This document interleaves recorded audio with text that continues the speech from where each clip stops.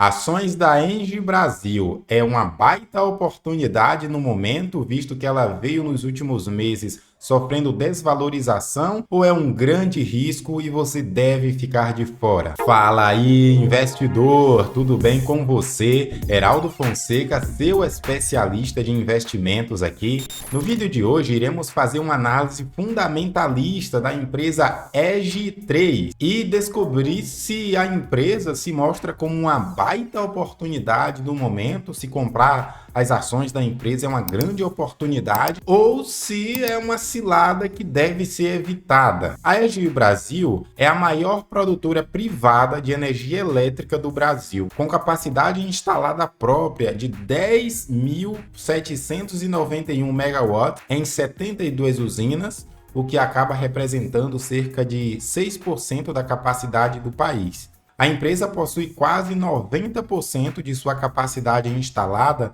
no país, ou seja, Brasil, proveniente de fontes renováveis e com baixas emissões de GI, que é basicamente o gás de efeito estufa, como usinas hidrelétricas, eólicas, solares e de biomassa. A EG adquiriu 90% da Transportadora Associada de Gás, ou TAG, em 2019. Tornando-se proprietária da mais extensa malha de transporte de gás natural do Brasil, com 4.500 quilômetros de gasodutos que atravessam 10 estados e 191 municípios. Posteriormente, em dezembro de 2023, a empresa vendeu 15% de sua participação na TAG para um fundo canadense por aproximadamente 3,10 bilhões. Após essa transação, a EG manteve 17,50% de participação na TAG, enquanto a Engie SA, ou a matriz global, manteve sua participação de 32,50%. Portanto, embora a EG Brasil Energia tenha reduzido sua participação na TAG, a EG3, como grupo, continua sendo acionista significativa da empresa, mantendo assim o controle sobre a malha de transporte de gás natural mencionada. Além disso, o grupo atua no Brasil na comercialização de energia no mercado livre e está entre as maiores empresas em geração fotovoltaica distribuída. A empresa possui ainda um portfólio completo em soluções integradas responsáveis em reduzir custos e melhorar infraestruturas para empresas e cidades, como eficiência energética, monitoramento e gerenciamento de energia, gestão de contratos de fornecimento de eletricidade, iluminação pública, sistemas de HVAC, telecomunicação, segurança e mobilidade urbana. Recentemente, a empresa vendeu suas últimas termoelétricas e está investindo pesado em energia solar e eólica, que são os dois principais setores na geração de energias renováveis e, claro, sustentáveis, que já vem sendo tendência. Os resultados da companhia vêm crescendo significativamente ao longo dos últimos anos, e isso também é refletido nas despesas da empresa, que também vem aumentando. E justamente por este fator, como sendo um dos que mais impactam na cotação da empresa, é que as ações veio desvalorizando nos últimos meses. Já vem aí expressando uma certa correção, mas de fato a tendência é que no curto médio prazo ela acabe oscilando bastante, até mesmo com a tendência de queda, como veio acontecendo, mas para longo prazo, médio e longo prazo, a tendência é que ela passe a se valorizar bastante. E à medida em que a empresa vem investindo pesado para melhorar, para diversificar ainda mais o seu portfólio na geração de receitas, a tendência é que, de fato, ela continue se endividando, mas esse endividamento está sendo feito em função de uma diversificação estratégica que, a médio e longo prazo, vai permitir que a empresa gere cada vez mais receita. E no curto prazo, esses pesados investimentos vão impactar, sim, na distribuição dos dividendos, mas eles podem agregar valor no longo prazo, já que os contratos de venda de energia possuem preços bastante atrativos. Vamos observar então o último relatório que saiu saiu no final de 2024, né, do quarto trimestre de 2024, para a gente ver como estão os números da empresa aqui na prática, né? Destaques: entrada antecipada em operação de empreendimentos em construção até o dia 20 de fevereiro, isso já aconteceu. O conjunto eólico Serra do Assuruá, na Bahia, atingiu 74%. Conjunto fotovoltaico do Assol, Rio Grande do Norte, atingiu 25% da capacidade instalada em operação comercial. Produção bruta de energia cresce quase 24%, frente a 2023. Curtailment atinge 9% da geração de eólica e solares em 2024, mas representa apenas 1% da geração total do portfólio. O rate nacional da empresa, ou seja, a classificação de risco a nível nacional, está classificado em AAA, classificado aqui pela Fitch Ratings. Os rates internacionais de longo prazo está em BB e para a moeda local está em 3B. Em relação aos destaques operacionais da empresa, a gente percebe aqui que ainda a maior participação na produção de energia advém das hidrelétricas, segundo lugar aqui pela eólica e assim sucessivamente. A biomassa ainda é insignificante, PCH, solar também, mas o objetivo da companhia, como eu havia explicado anteriormente, é diversificar ainda mais esse portfólio para se tornar ainda mais independente em relação à geração de energia pela parte hidrelétrica. Um outro detalhe importante nas informações aqui operacionais da empresa é a estratégia de comercialização de energia, o que põe dinheiro no bolso da empresa, né? Venda gradual de disponibilidade futura de energia com preservação de reserva para proteção contra risco hidrológico.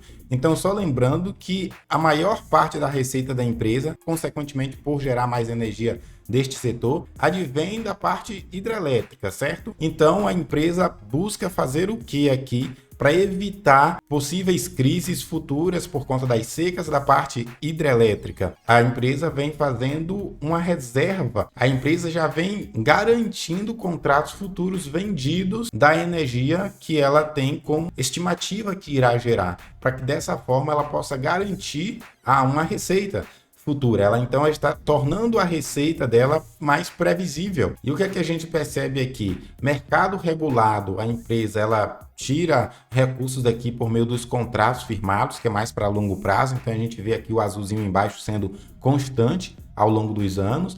Depois vem o verde aqui, o mercado livre, que é o que a gente acabou de explicar, onde ele acaba comercializando energia aí para os clientes finais, para empresas, por exemplo. Então a gente vê que essa parte aqui ao longo dos anos a tendência é que diminua e aumente o quê? Aumente a parte da energia disponível, ou seja, a energia que já é negociada, já é vendida para os seus principais clientes para o futuro, mas vendida desde já. Só para vocês conseguirem visualizar isso ainda melhor, aqui está a estratégia de comercialização de energia, focando aqui principalmente na parte do portfólio, na parte de consumidores livres. Então vocês dão uma pausa e leiam aqui essas informações, tá? Na parte do projeto eólico que estava em implantação, já começou a operar. E a gente vê que esse conjunto eólico da Serra do Assuruá é, como diz aqui o destaque, um dos maiores projetos eólicos do Grupo EGE a ser implantado em fase única. Obras civis concluídas e redes de média tensão em fase final de execução, mais de 95% dos aerogeradores montados e 76% comissionados ao final do quarto trimestre de 2024, avanço físico global de 97%. A gente vê o reflexo aqui no gráfico, né? Operação comercial, essa partezinha em azul, já começou, né? Vê que ampliou ainda mais aqui no final de 2024 e a tendência é que agora a partir de fevereiro do ano de 2025, né? Já passou, é que essa capacidade de geração esteja aí já completa, gerando energia, quase sua inteira capacidade. Aqui a gente consegue observar os estados onde a empresa está em operação e também vem expandindo o seu processo de exploração energética. A gente vê aqui, está por vários estados, né? Santa Catarina, Paraná, São Paulo, Minas Gerais, Espírito Santo, a Graúna, Bahia, em relação aqui à exploração da concessão da UHE em geral, a gente observa que a empresa vem aumentando a sua produção média e a gente vê que ela divide basicamente com outros dois players do mercado, né? A Eletrobras, que detém 40% de participação, a Mitsui Co., não sei se é uma empresa chinesa, não faço ideia, pelo nome pode ser 20%, se alguém aí souber, manda aqui nos comentários, tá? E a EGE, que detém aqui 40% de participação, assim também como a Eletrobras. Em relação aos projetos que estão aqui em construção, a empresa vem buscando expandir aí a sua atuação, né, pelo país. A gente percebe que ela vem focando nos dois principais âmbitos mais rentáveis, mais atrativos para o setor, que é o de geração, que é o de produzir a energia, e o de transmissão, que é daquelas altas torres que ficam em locais isolados, né, em grandes matas, como vocês veem o desenhozinho aqui abaixo. Podem pausar para ler. Projetos em desenvolvimento no Conjunto Eólico Santo Agostinho, Rio Grande do Norte. Vê que tem uma capacidade aqui de geração bastante significativa. Conjunto fotovoltaico em Santo Agostinho também no Rio Grande do Norte. Conjunto eólico em Umburanas, na minha terra natal, Bahia. Conjunto eólico em Campo Largo também na Bahia. Conjunto fotovoltaico em Campo Largo, Bahia. E na Alvorada também, Bahia. Olha aí, mandando ver lá na Bahia, hein? Agora, uma das partes mais importantes aqui que eu quero a sua atenção aqui, o olho na tela, é a sólida performance financeira que a empresa vem tendo ao longo dos anos, conforme eu tinha dito no início. A boa gestão do portfólio e a diversificação em outros segmentos regulados, como transmissão, transporte de gás, olha a tag aqui, e contratos de energia no ACR resultam em estabilidade e previsibilidade nos resultados. Essas áreas representam cerca de 60% do total do EBITDA da companhia, ou seja, uma participação bastante expressiva em dois dos âmbitos mais sólidos, mais perenes do setor de geração e transmissão, né? O setor de energia elétrica, que é a transmissão e a geração. E aí, de 2016, ainda tem aqui o gráfico abaixo, né? Que é interessante a gente observar o ROI. O ROI que teve aqui uma redução de 2023 para 2024, inclusive por isso que as ações corrigiram. E isso também se dá, como eu falei no início, por razão de investimentos pesados que a companhia vem fazendo para sua solidificação, para sua expansão e se tornar cada vez mais sustentável, cada vez mais competitiva a médio e longo prazo, né? O ROI, retorno sobre o capital investido ajustado, reflete também aí essa desvalorização, mas isso é a curto prazo. E de 2016 a 2024, considerando aqui até o terceiro trimestre, né, esse 3 aqui no final de 2024, a empresa fez investimentos que somaram 38,20 bilhões, com alavancagem de 78%, ou seja, tomou recursos de terceiros, né? Capacidade instalada própria, o total de 36%, renovável 60%, é o que a gente inclusive vê aqui dessa participação, né? Geração de valor no setor de gás por meio da TEG, entrada em transmissão, vê que são quase 3.000 quilômetros em operação e 6 subestações próprias, composição EBITDA ajustado, 100% 2016, aí 2016 geração, tá? De energia. 100% 2016. Mas daí a empresa fez o quê? Investiu para diversificar o seu portfólio, ou seja, diversificar os locais de onde ela levanta dinheiro, né? De onde ela faz receita. E ela fez o quê? Entrou aqui na parte de transmissão, que compreende 10%, e também na parte da TEG, que é 14% aqui no portfólio em 2023. Já em 2024, a companhia reduziu a parte aqui em geração, né? Em 2016 era 100%, 2023 era 76%. Na verdade, em 2024 ela aumentou 1%, né? 77% em geração. Isso é claro, né? É um posicionamento estratégico da companhia, dado os eventos macroeconômicos. Ela expandiu aqui a parte de transmissão, né? 13%, a parte verde aqui, e reduziu a parte da TEG, né? Aqueles burburinhos que a gente estava vendo aí nos noticiários de que a EGE vendeu a sua participação na TEG, que eu já falei no início. Foi uma participação expressiva, mas ela ainda tem sim participação significativa na TEG. O EBITDA ajustado da companhia teve um crescimento aqui de 132%, lucro líquido ajustado cresceu 106%, não é pouca coisa, hein? Dividendos de JCP de 2016 a 2024 teve aqui uma adição de quase 18 bilhões. Aqui a gente consegue ver os resultados de participações societárias, né? A gente vê aqui o resumo basicamente da participação da TEG, com a contribuição do resultado da participação de 17,50% na TEG resultou na contribuição de 714 milhões no EBITDA da companhia no ano de 2024, via equivalência patrimonial. A gente vê aqui esse resumo, né, da participação da TEG na geração de receita para a empresa, que foi bastante significativo. Mais uma vez, a gente consegue ver o resumo aqui mais detalhado, a evolução do EBITDA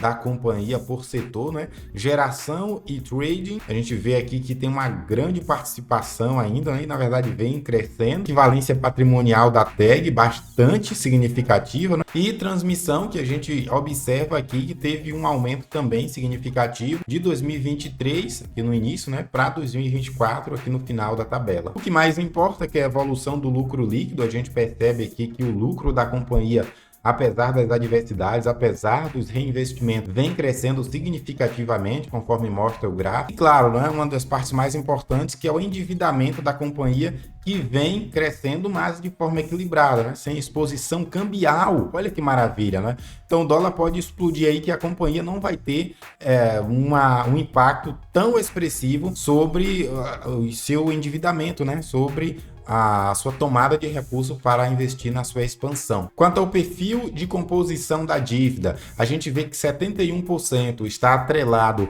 ao indexador da inflação, né, o IPCA. Agora, se você ver aqui abaixo, ó, indexação dos contratos de venda de energia mitiga a exposição da dívida ao IPCA, ou seja, a dívida está atrelada ao IPCA, que está subindo nos últimos anos expressivamente, mas as receitas da empresa também está atrelada a esse indexador. Então é um crescimento paralelo ali, né? À medida que a empresa crescer, que ela for fazendo mais receita, a dívida também vai vir acompanhando. Então é um crescimento paralelo, né? À medida em que essa dívida for crescendo, em contrapartida a receita também vem crescendo. E aí a gente também tem a projeção aqui dos anos em que a empresa busca honrar, quitar essa dívida, do início aqui de 2031 até o final de 2048. Então a gente tem aqui o cronograma de vencimento da dívida da empresa, né, atrelado a esses indexadores aqui, que é 25% para o CDI, 4% ao TJLP, que é a taxa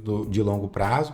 A gente vê que a maior parte da dívida está para ser paga de 2031 até 2045. E a empresa tem sim planos de continuar investindo na sua expansão, no seu crescimento, sendo que a maior parte aqui compõe em 2024. A gente pode perceber aqui no quadrinho, conforme a explicação, que esse investimento inclui também a manutenção da parte de ativos imobilizados da companhia, né? E isso é suportado pela geração sólida de caixa da companhia e prudente estratégia de funding. O que é esse funding? É a empresa tomar recursos de terceiros para investir, para buscar fazer suas manutenções e principalmente na parte de expansão. Essa estratégia prudente está relacionada a não ter a sua dívida indexada ao dólar, não ter a sua dívida do prazo, enfim, não ter ali aspectos que encareçam tanto e tornem essa dívida impagável, como já é o caso de algumas outras companhias aí, que a gente ainda vai falar sobre algumas delas aqui no nosso canal, em nossas análises, tá? Quanto ao que vocês mais gostam, que é a política de dividendos da companhia, em porcentagem, né? Dividendos mínimo garantido aqui pelo estatuto de 30% do lucro líquido distribuível. Compromisso da administração é de ter um payout e um pagamento do lucro que a companhia angariar, né, conseguir aí ao longo dos anos em suas explorações é de 55%, e prioridade de pagamento dos dividendos é de forma semestral. E aí, conforme nos mostra o gráfico aqui, a companhia vem tendo estabilidade e com um objetivo também com a estimativa de crescer a distribuição de dividendos aí nos próximos anos. Em relação aqui aos principais indicadores, né, observando então aqui a DRE, demonstração de resultado do exercício da companhia, eu vou focar aqui só em basicamente duas linhas, tá?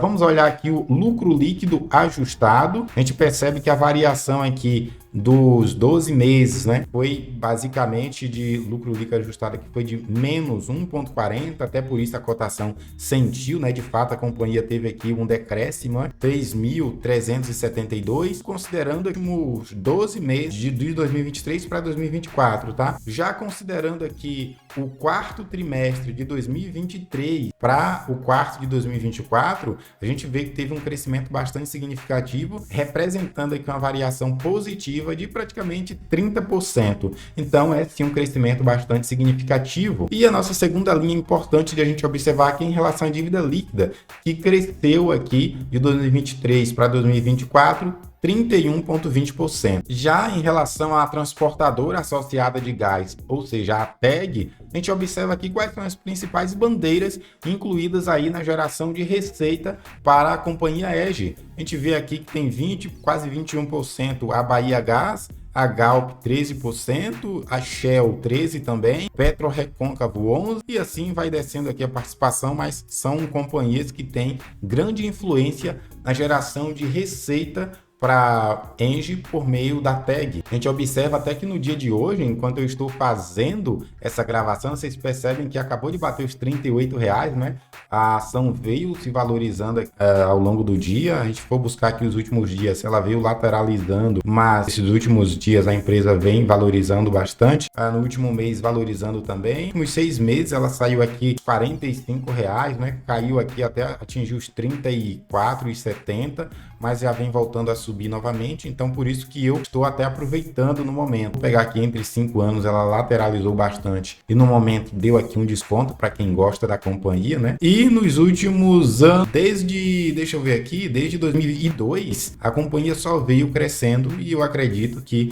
ela vai dar muito dinheiro ainda para os seus acionistas, seja por meio da valorização da cota, seja por meio da distribuição de generosos dividendos. E vindo a observar aqui alguns indicadores fundamentalistas, tem um delay aqui na atualização do preço, tá, pessoal? Mas nos últimos 12 meses ela teve uma variação negativa de 2,16%. Ela tem um PL, ou seja, se investir dinheiro na companhia, vai levar aqui pouco mais de 7 anos para você rever o recurso, o que isso aqui desconsidera, tá? Agora o P sobre VP da companhia, ela negocia praticamente quase 3 vezes o seu preço justo. O DI médio dos últimos 12 meses aqui foi de 7,14. Se você tivesse investido R$10.000 há 10 anos atrás na companhia, hoje você teria quase 27 mil, considerando já os reinvestimentos dos dividendos. Segundo a fórmula do Benjamin Graham, o preço justo da companhia é de R$ 40,35, o que deixa uma margem de crescimento aí de quase 7%. A companhia tem uma dívida líquida sobre o EBITDA de 2,25, ou seja, ela tem um endividamento bastante significativo, né? Que é comum para essas empresas do setor aí de energia, que elas se endividam bastante para investirem em sua expansão. A liquidez corrente da companhia não está ruim, está em 0,99. A companhia tem aí um payout médio de 32,47%, uma margem EBITDA de 78%. Aqui está o histórico de distribuição de dividendos, né, ao longo dos anos. Agora vamos ver se o desempenho da companhia ao longo dos últimos anos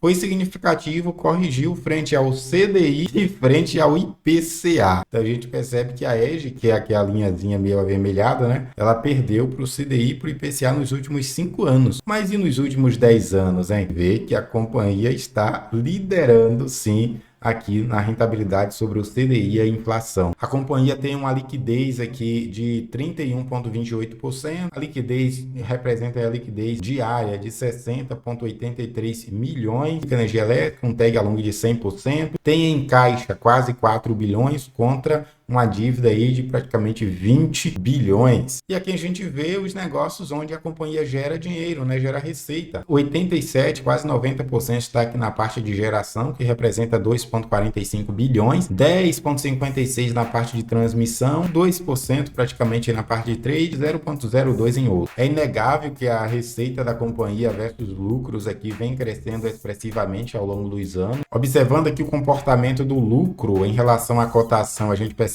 que o lucro vem crescendo expressivamente, lateralizou aqui, não é, nos últimos meses, mas a cotação está dando um baita desconto para quem tiver perfil e desejar incluir a empresa na carteira, que é o meu caso. E observando aqui a cerejinha do bolo, foquem aqui nessa quarta linha, puxar aqui para o lado, a gente percebe que desde 2010 a companhia vem crescendo os seus resultados sem parar. Observe aí na quarta linha, à medida em que eu vou passando, vocês vão vendo que que ela veio crescendo expressivamente os seus lucros. Teve uma queda aí em 2021, né? Mas logo ela voltou a crescer cada vez mais, né? E em relação à dívida líquida, também a dívida veio crescendo, o ROI da companhia também veio crescendo, é bastante significativo, né? A margem líquida da companhia também é alto, bastante expressivo. E os pontos mais sensíveis de atenção que a empresa vem expressando aí é esse retorno menor comparado aí a empresas como a Elet 3, não é? A Eletrobras, que é considerada aí a principal oportunidade do setor elétrico, as incertezas no segmento de geração, que é onde a empresa tem aí a sua maior participação na geração de receita, já que tem uma demanda mais reprimida, né? E sobre uma oferta complicada por conta dos momentos de seca, isso também é um ponto de atenção que é preciso ficar de olho aí. E, claro, né? Vem passando aí por recuperação à medida em que chove, à medida em que a EGE faz estoque de energia ou faz suas vendas já antecipadas para garantir a geração de receita, mas é fato que são fatores sensíveis, sim, que podem afetar e por vezes tem afetado a geração de receita da empresa. A parte de investimentos, recordes também é um outro ponto sensível aí que tem impactado a cotação da companhia, mas isso porque até hoje quem mais investe na bolsa de valores são muitos especuladores, são grandes fundos que por vezes têm ali dentro investidores que são especuladores que não entendem o que de fato ainda são ações. Então, no menor sinal de que a companhia vai pagar menos dividendos ou que não vai crescer como era esperado, eles acabam saindo. Mas a empresa está investindo de forma estratégica, como por exemplo, em 2024, a companhia realizou um investimento histórico de quase 10 bilhões, para ser mais específico, 9,7 bilhões, com previsão de investir mais 8,5 bilhões em transportes entre 2025 a 2027. E aí ela ainda vai expandir a sua capacidade de geração de energia renovável em 14%, adicionando aí mais 1,20 gigawatt em seu portfólio. Então, assim, isso é um investimento, é custo para a companhia que acaba fazendo com que o seu crescimento a curto prazo não seja tão expressivo quanto o mercado desejava, esperava, mas para médio e longo prazo o retorno vai vir. Então é por isso que aquele investidor de longo prazo acaba sendo um dos mais beneficiados quando ele tem essa visão de cautela, quando ele consegue analisar a companhia e ver em que ela está investindo o seu dinheiro. Então a gente pode perceber aí com tudo que eu trouxe aqui que a companhia vem investindo pesado na parte estratégica operacional e na expansão da companhia, né? Buscando diversificar aí o seu portfólio para que seja mais resiliente, apesar das adversidades. Só uma curiosidade que no ano de 2024, a EGE foi a principal vencedora no leilão que teve aí de transmissão de energia aqui no Brasil, e por isso ela acabou já aumentando a sua participação no portfólio e pretende continuar fazendo isso ao longo dos anos, o que é muito bom para gerar receitas cada vez mais previsível, ter aí a geração de receita ainda mais sustentável, mais perene no seu portfólio. E aí uma das perguntas, uma das críticas que muitos fazem é: ora, mas se a TEG era bastante rentável, ainda é, porque a companhia vendeu boa parte de sua participação. E a empresa ela já vem buscando fazer investimentos estratégicos pensando mais no longo prazo, no seu crescimento mais sustentável. Como a estratégia da companhia é buscar focar em produção de energia limpa, renovável, na qual a TEG não se enquadrava mais, ela acabou se desfazendo de uma boa participação para utilizar esse recurso para reinvestir, como por exemplo na parte de transmissão, na parte de geração de energias renováveis. E isso vai permitir que a médio e longo prazo a companhia gere mais receita e consiga pagar dividendos cada vez maiores para mim, para você, para todos os acionistas. Em relação ao setor de transmissão, a companhia começou a incluir esse setor de atuação em seu portfólio ali no ano de 2017, conforme eu mostrei no gráfico atrás, né? Então, diante dessa desvalorização que a empresa vem tendo, diante desses dividendos mais contidos aí, não tão grandes quanto o mercado esperava, qual a minha visão? Se eu compro ou vendo? E como eu já havia explicado antes, eu compro sim, vou continuar comprando a companhia porque eu acredito que a tendência para médio e longo prazo é que suas ações continuem se valorizando e à medida em que ela vai gerando cada vez mais receita, os dividendos serão pagos, serão cada vez maiores para os seus acionistas, principalmente para aqueles que entrarem agora. Por quê? Porque pegarão a ação por um preço muito menor. Eu imagino que a ação no futuro esteja cotada a 80, 90 ou mais de R$ 100, passe por desdobramento para conceder ainda mais liquidez aos seus papéis. Então, quem pegar agora vai estar em uma condição muito melhor do que quem só pegar quando vê a ação se valorizando. São os famosos sardinhas, né? Agora eu quero saber se você está comprando EG ou se está comprando uma outra empresa do setor e por quê. Me diz aqui nos comentários. Agora, se você quiser saber as top 5 ações que eu tenho na minha carteira, que eu ganho bastante dividendos com essas ações, assista ao vídeo que está aqui na descrição. Te vejo lá.